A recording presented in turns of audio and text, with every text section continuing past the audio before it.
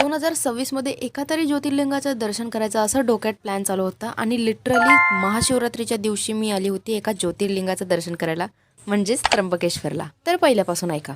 पहाटेच्या 5 वाजता डोळे उघडत नसताना सुद्धा मेकअप केला आणि तयार झाले. त्यानंतर मी आणि मैत्रिणी गेलो डायरेक्ट मंदिराकडे. मी तर पहिल्यांदाच मंदिरात जाणार होते, त्याच्यामुळे मी जाम एक्साइटेड होते. आतमध्ये गेल्यानंतर एवढं सुंदर डेकोरेशन बघितल्यानंतरच माझं मन भरलं आणि थोडं पुढे गेल्यानंतर दर्शन सुद्धा झालं. आम्हाला काही जास्त वेळ नाही लागला दर्शनाला, बिकॉज आमच्या फ्रेंडची ओळख असल्यामुळे दर्शन पटकन झालं. ते पण एकदा नाही 3-3 वेळा दर्शन झालं.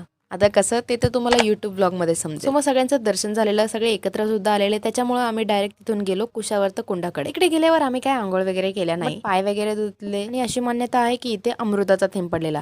बट ह्या लोकांनी एवढं घाण करून ठेवलंय ना की काय सांगते सोडा. तिथून हातपाय तोंड वगैरे धुवून आम्ही डायरेक्ट निघालो आमच्या मित्राच्या घरी. आता तो इथलाच असल्यामुळे आम्हाला खायची, प्यायची, राहायची आणि दर्शनाची काहीच काळजी नव्हती. सो पटकन त्याच्या घरी गेलो आणि घरी गेल्यावर सगळ्यांचाच उपवास असल्यामुळे मस्तपैकी एक चहा पिला आणि मस्त अशी साबुदाण्याची खिचडी खाल्ली. पीठ पूजा तर झाली होती, त्याच्यामुळे सगळेजण आम्ही निघालो डायरेक्ट त्र्यंबक फिरायला. पटकन गेलो आणि खूप जागी फिरलो. आता या 2 मिनिटाच्या रील मध्ये तो तुम्हाला सांगू शकणार नाही. सो जर तुम्हाला बघायचं असेल ना की नाशिकमध्ये आल्यावर तुम्हाला कुठे कुठे फिरायला पाहिजे, तर तुम्ही युट्यूबचा व्लॉग बघा, तुम्हाला समजून जाईल. असं करत करत मस्तपैकी दर्शन वगैरे करून खूप सारं फिरलो आणि मग तिथून डायरेक्ट निघालो घरी येण्यासाठी. बिकॉज आज संध्याकाळी होती त्र्यंबकेश्वरांची पालखी.